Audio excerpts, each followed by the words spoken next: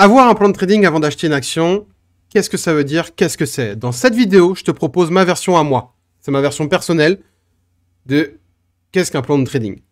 Pour moi, c'est super important. C'est un exercice que je vais faire systématiquement avant d'entrer à l'achat sur une valeur. Pourquoi? C'est tout simple, c'est parce que ça va me donner des repères.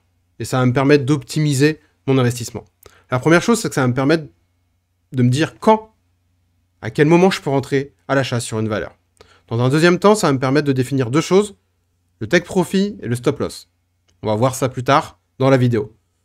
Troisièmement, ça va me permettre d'avoir un ratio gain sur perte. Grosso modo, de savoir est-ce que le jeu en vaut la chandelle. Est-ce que le moment où je vais rentrer à l'achat sur cette valeur, est-ce que le potentiel de gain est plus important que le potentiel de perte. Et enfin, dernièrement, ça va me permettre de calculer la taille de la position avec laquelle je peux rentrer à l'achat sur cette valeur.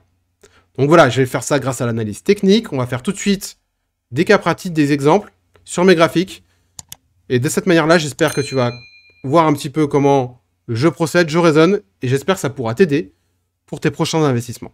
Allez, on enchaîne tout de suite sur mes écrans. Vamos!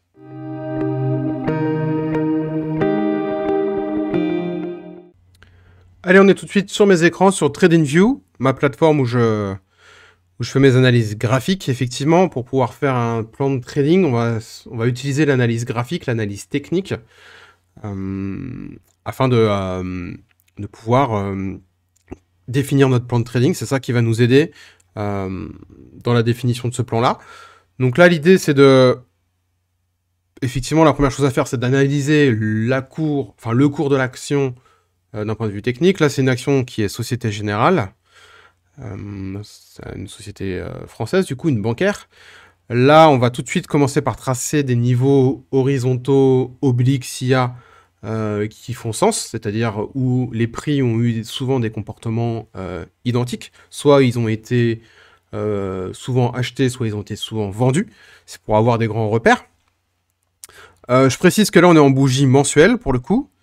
Que là, la courbe rose, là, c'est une moyenne mobile 200. C'est une moyenne mobile qui est très surveillée par les investisseurs. En général, on considère que quand le prix est en dessous de la moyenne mobile, on est dans une phase baissière, et quand elle est au-dessus, on est dans une phase haussière. Bon, là, il s'avère que la moyenne mobile sur mensuelle est presque flat. Donc, en fait, on voit très rapidement qu'on est sur une non-tendance, que la Société Générale est dans une tendance, ce qu'on appelle un range horizontal. Ici, là, les barres rouges et vertes, ce sont des histogrammes qui représentent le volume. Donc là, effectivement, vu qu'on est en unité mensuelle, une barre représente le volume par mois.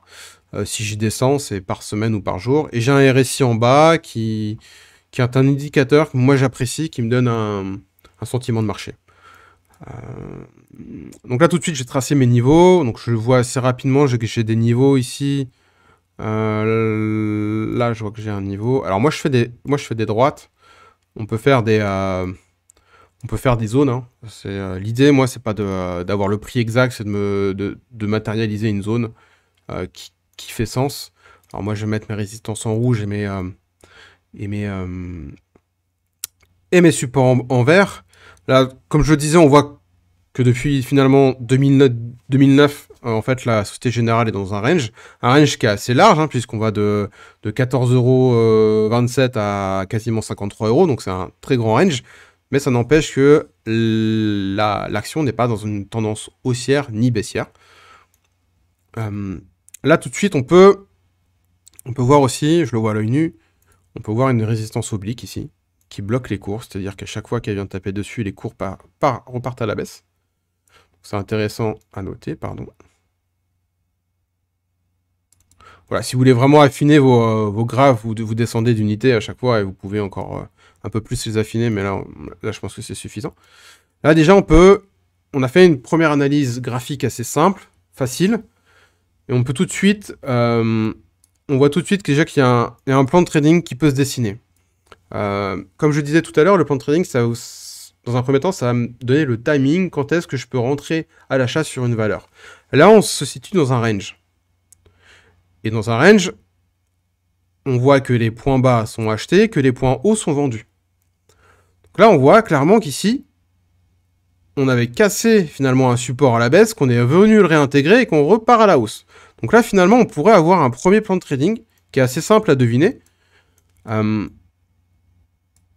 qui est tout simplement, on achète ici, on achète ce bas de range et on vise le haut de range. Donc si j'achète aujourd'hui, on va dire qu'on achète au marché. Donc moi j'utilise un outil à gauche, là c'est dans la barre d'outils ici qui s'appelle position longue. Moi j'aime beaucoup. Donc position longue en achat, enfin un long en anglais ça veut dire un achat. Et en fait ce que j'aime bien c'est que vous mettez votre niveau d'achat et après vous mettez avec la zone verte votre take profit, donc le gain visé, et en rouge le stop loss. Donc là, admettons qu'on rentre au marché, donc on va mettre ce niveau sur le prix actuel. Où est-ce que je positionne mon stop loss ici? Ici, je n'ai pas positionné le stop loss à 5 € parce que je me dis, tiens, si ça descend en dessous de 5 €, je vends. Non, il faut faire des choses qui ont du sens. Et qu'est-ce qui a le plus de sens? C'est ce que vous dit le graphique. Là, on voit qu'on a eu des anciens plus bas, qu'on a cassé ce support et qu'on est revenu le réintégrer, mais qu'on a eu des plus bas ici, que je vais matérialiser par cette droite-là, en vert, encore une fois. Donc là, on a un plus bas qui était là. Le cours n'a jamais été plus bas. Donc, si j'achète ici, qu'est-ce qui va invalider mon scénario? C'est si jamais le prix de l'action descend plus bas que ce niveau-là. Puisque moi, aujourd'hui, j'achète, c'est pour faire un profit. Je veux qu'il y ait de la hausse derrière. Donc, si je considère que si le prix descend encore plus bas que ce niveau-là, mon scénario est invalidé. Donc, on peut jouer avec plus ou moins de marge. Et se dire, soit je le mets pile sur le niveau, soit je le mets un petit peu en dessous. Voilà, ici, par exemple. Et quel est mon niveau? L'objectif que je peux viser d'un point de vue gain, bah, c'est le haut du range, tout simplement. Donc je me mets un objectif qui est le haut du range. Voilà, et on voit, il le calcule automatiquement, qu'on a un ratio gain sur perte de 3,77. Ça veut dire que le potentiel de gain est presque 4 fois supérieur à la perte. Déjà, ça c'est un premier plan de trading. On va dire pour des investisseurs qui sont très long terme. Moi, c'est ce que je suis. J'aime bien regarder le mensuel, le hebdomadaire et le journalier, jamais en dessous. Mais là, pour le coup, on aurait un premier plan de trading qui se tient. Il ne faut pas oublier, c'est qu'on a vu que on a une résistance oblique aussi. Donc, son take profit, on pourrait imaginer dans un premier temps, en fonction d'où il va aller, qu'il vienne taper par ici. Et on voit effectivement tout de suite que le ratio est tout de suite moins intéressant. On pourrait estimer aussi ici qu'on a un niveau, on va dire, intermédiaire de support-résistance qui est à peu près le milieu du range. On a finalement une résistance aussi ici. Et donc du coup, que mon premier take profit serait ici. Ça vous met à jour votre ratio gain sur perte pour voir si effectivement c'est intéressant de jouer. Entre guillemets, j'appelle ça jouer, mais on ne joue pas en bourse. Mais donc voilà. En mensuel, on a un plan qui serait ici à peu près. On voit que le niveau est à... le ratio est de 1,46. On peut dessiner un deuxième plan ici, ou ça peut être le même. Hein. Ça peut être le même plan, mais on se dit, arrivé sur ces niveaux-là, bah, je vais prendre un peu de profit. Je vais vendre partiellement ma position. Je vais vendre toute ma position, à vous de voir. Ou je vais pas vendre ma position, mais mon stop loss, ce que je vais faire, c'est qu'au lieu qu'il soit toujours à ces niveaux-là, je vais le remettre à 0. Parce que mine de rien, j'ai déjà fait 60% sur cette position, et je ne veux plus perdre d'argent. Ou je peux le remonter même en étant un stop gain, c'est-à-dire en étant plus haut que le point d'entrée où je suis rentré, ce qui m'assure un gain, même si le cours redescend par la suite. On peut vraiment le faire de différentes façons. Donc là, on est en mensuel. Admettons que on passe en hebdomadaire, voir si on a d'autres niveaux intéressants. Quand on refait ce travail d'analyse technique, finalement, là, je vois qu'il y a un niveau ici, à peu près, qui a fait résistance, support. Donc, ce niveau des 25 € est assez travaillé sur la Société Générale. Et je vais descendre dans le journalier, mais vous l'avez compris, cet exercice de plan de trading, on peut le faire dans toutes les unités de temps. C'est à vous de voir quelles sont les unités de temps que vous appréciez, sur lesquelles sur lesquels vous prenez en compte pour entrer à l'achat sur une valeur. Là, donc, on passe en journalier. Je vois deux choses intéressantes qu'il faut noter. C'est qu'ici, effectivement, on a une zone à peu près de résistance qui a fait presque résistance ici, résistance ici, résistance ici. Et je vois une deuxième chose ici, c'est qu'il y a un gap. Un gap, c'est ce qu'on appelle un trou de cotation. Et ce qui est intéressant, c'est que ces trous de cotation, techniquement, sont toujours refermés. C'est-à-dire que le cours repassera toujours ici à un moment donné à un autre. On ne sait pas quand, mais il va y revenir. Et quand on voit la bougie du jour à l'heure actuelle, on est tenté, hein, je peux mettre aussi une petite résistance ici parce qu'il y a une mèche, on serait tenté de croire que la Société Générale est partie pour aller combler son gap. Donc là encore une fois, on va essayer de redessiner un plan de trading. Donc là, quand on est en journalier ici, on aurait pu effectivement rentrer sur le bas de range. Je l'ai décrit dans le plan mensuel, mais là on aurait pu rentrer dans le bas de range. Je vous refais un petit peu l'exercice. Là vous avez un premier creux, vous rentrez sur le deuxième. Là vous voyez qu'il y a une bougie bleue et que ça repart à la hausse. Donc vous pouvez, on va dire, rentrer dans cette bougie là. Hop. Votre stop loss, bah, ça va être sous les anciens plus bas, donc on est toujours... Je vais enlever effectivement ces deux petits ronds pour pas gêner la lecture. Mais je mets mon stop loss sous ce niveau-là, parce que je sais que si ça fait de nouveau plus bas, c'est que mon scénario est invalidé. Et hop, mon premier niveau de take profit, il est ici. On l'a tracé, c'est un support qui date. Et en plus, quand on rentre ici, c'est pas un support. Il faut savoir qu'au moment où vous rentrez là, c'est une résistance. Donc, graphiquement, mon premier niveau de take profit, il va être ici. Donc là, on voit que vous avez un ratio de 1,72. Ensuite, on voit, depuis mars 2020, on est dans une espèce de range, compris entre la valeur basse qui est 10,60 € et la valeur haute ici qui est 18,5 €. Donc vous pouvez dire take profit 1 à ce niveau-là, take profit 2 à ce niveau-là. On voit tout de suite qu'on a un ratio qui est encore beaucoup plus intéressant. Encore une fois que le cours monte, votre stop loss, vous le repassez à 0, vous le remontez complètement, vous le passez même en ce qu'on appelle en stop gain, c'est-à-dire vous le remontez graphiquement, vous le suivez, de manière à ce que si le cours redescend, vous gagnez de l'argent, vous n'en perdez pas. Ainsi, votre capital est sécurisé et vous êtes sûr que même s'il redescend, vous récupérez à minima votre investissement de départ et encore mieux avec du gain. Maintenant, prenons le cas du breakout qu'on a aujourd'hui. Comment rentrer sur ce breakout? Là, encore une fois, l'objectif est de se dire, ok, si je rentre maintenant, quels sont mes take profits logiques et mes stop loss logiques d'un point de vue graphique? Je reprends mon petit outil, je me dis si je rentre au marché ici, je l'ai tracé juste avant, c'est pour ça qu'il faut faire une analyse technique. Moi, je vois que j'ai un premier niveau ici de résistance. Et là, je sais qu'on est dans un range, et j'avais ce niveau-là. Est-ce que je vais le mettre si bas en rentrant là avec un take profit là? Encore une fois, ça n'a pas de sens. Vous avez un ratio de 0,24. Donc, c'est-à-dire que votre perte représente 5 fois plus votre gain. C'est pas très intéressant, il n'y a pas beaucoup de gens qui vont vouloir jouer dans ces conditions-là. Donc il faut essayer de voir graphiquement, en fait, qu'est-ce qui se passe ici? On voit qu'on a une cassure ici.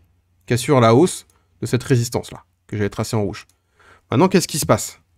C'est simple, soit c'est une fausse cassure et ça réintègre le range,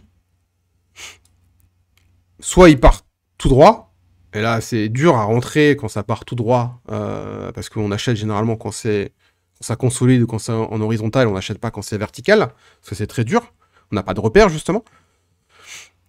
Soit, il y a une troisième possibilité, qui est, moi c'est ce que j'aime bien, c'est d'attendre un pullback.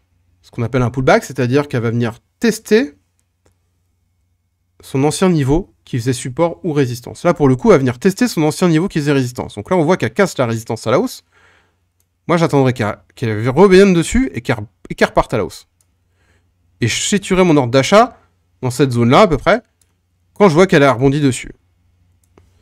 Pourquoi je ferais ça? Parce que tout simplement, encore une fois, graphiquement, ça me donne une logique, qui est que mon stop loss, je vais pas le mettre ici bas, et je vais le mettre sous ce petit rebond technique-là, qui a confirmé que cette résistance était devenue support.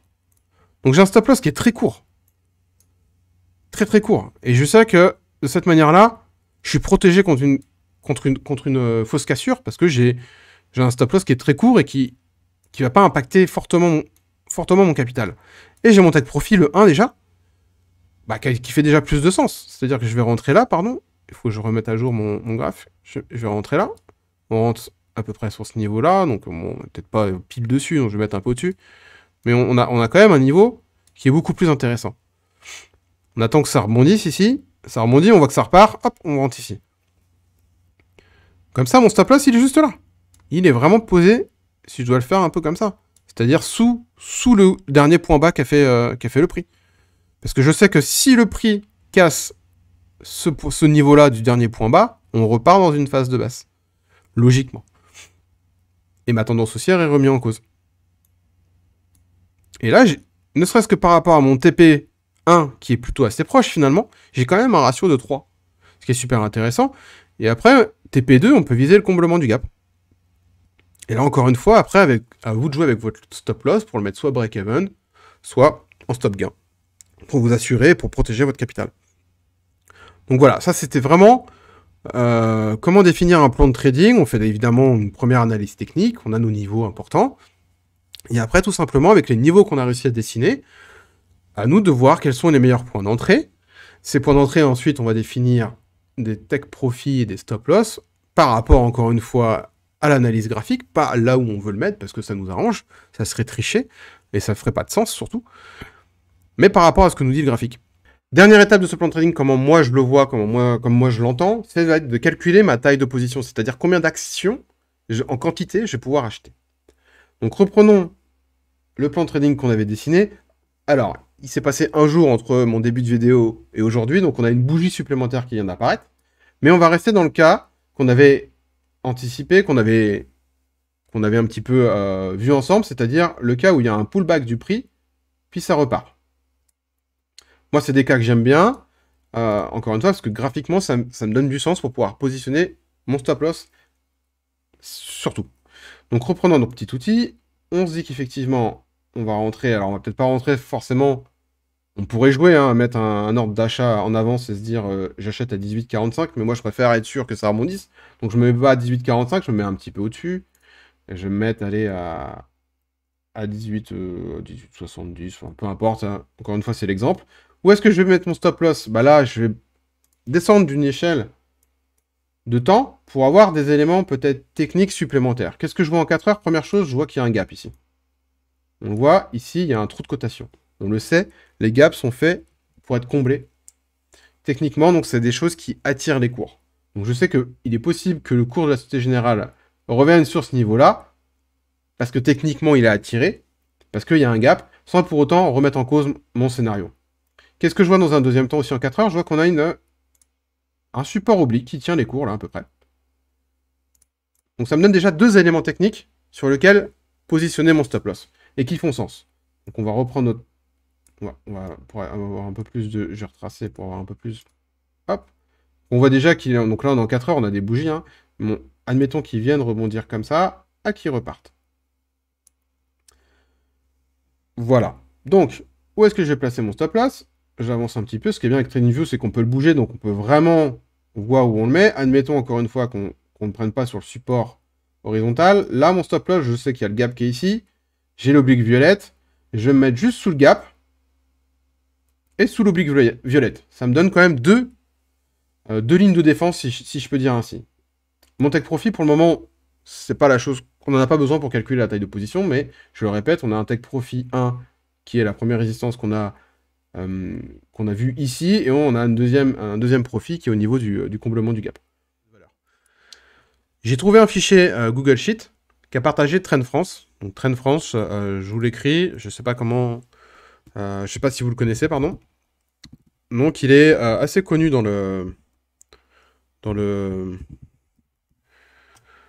l'univers de l'investissement et du trading. Il a fait beaucoup de choses. Et il a une approche, moi, qui me plaît parce qu'il a une approche protectrice par rapport au capital. Et moi, encore une fois, j'ai investi en bourse, j'ai commencé l'année dernière, j'ai pas envie du tout de perdre mon capital. Donc il a vraiment un management très conservateur, mais qui me convient complètement.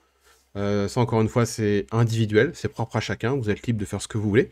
Mais ce que j'aime bien dans son fichier-là, c'est que il inclut ces notions de money management. On va voir comment. Donc vous avez 2 tableaux. Un premier tableau qui va être en haut, c'est les entrées. Donc ça à vous d'aller taper les datas, les données. Et là, ici, c'est des calculs automatiques.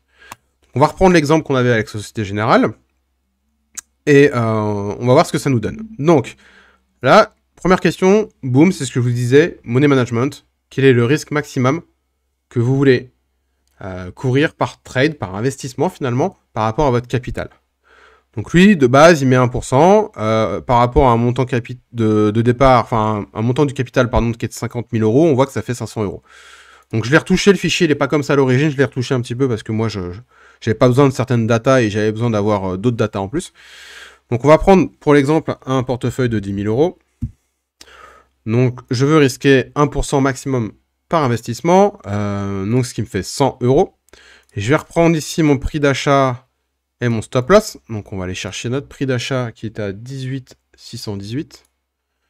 18,618. Et mon stop loss qui est à 17 664. 17,664. Et il me dit, là, on a même une notion des frais, il a laissé à 0,2%, je laisse comme c'est, je ne touche pas. Et là, il me dit clairement que je peux acheter 97 titres.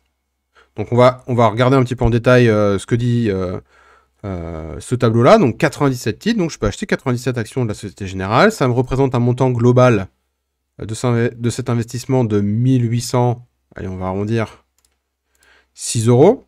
Ce qui me fait, là aussi on va arrondir, une part, ce qui me fait une part de 18% dans mon portefeuille, c'est-à-dire que cet investissement qui est de 1806 euros représente 18% de mon portefeuille.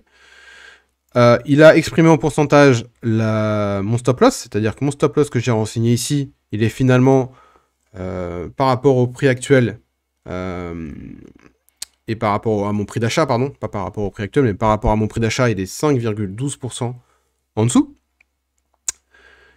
Ici, il me rappelle bien qu'effectivement, que si jamais mon stop loss est touché, bah finalement que je vais perdre 99,58 euros, on est bien dans cette limite des 100 euros. Et là, il me rappelle en pourcentage le risque que ça représente par rapport à mon capital qui était ici. Donc c'est une confirmation. Donc voilà, je trouve que c'est super intéressant. Très rapidement, on a la taille de position sur laquelle on peut entrer sur le marché. Moi, dans ce tableau-là, je vais revenir sur cette notion-là finalement du pourcentage que représente l'investissement sur lequel vous êtes en train de faire. Je pense que c'est super important de le prendre en compte. Il y a des gens, je sais, qui aiment bien avoir des stratégies complètement équilibrées, c'est-à-dire qu'ils vont avoir dans leur portefeuille 10 actions. Ces 10 actions, ils veulent qu'elles représentent chacune 10%. De cette manière-là, on est vraiment diversifié à l'équilibre et on n'est pas dépendant d'une valeur plus que d'une autre. Si jamais on a une valeur, par exemple, qui peserait 50% dans le portefeuille, bah, on imagine clairement que si elle part à la hausse, le portefeuille va faire des gains beaucoup plus vite. Par contre, si elle part à la baisse, inversement, le portefeuille va faire des pertes beaucoup plus vite. Donc voilà, ça c'est des stratégies, mais je trouve que c'est intéressant. Il nous met ça en avant et comment jouer là-dessus à travers ce petit tableur-là, si on veut, admettons que là on voudrait avoir une stratégie qui est non, moi je veux pas que mes valeurs elles représentent plus de 15% dans mon portefeuille. Bah, vous allez jouer ici un petit peu sur votre risque. Donc on voit qu'avec 1% on est à 18, peut-être qu'avec 0,75%.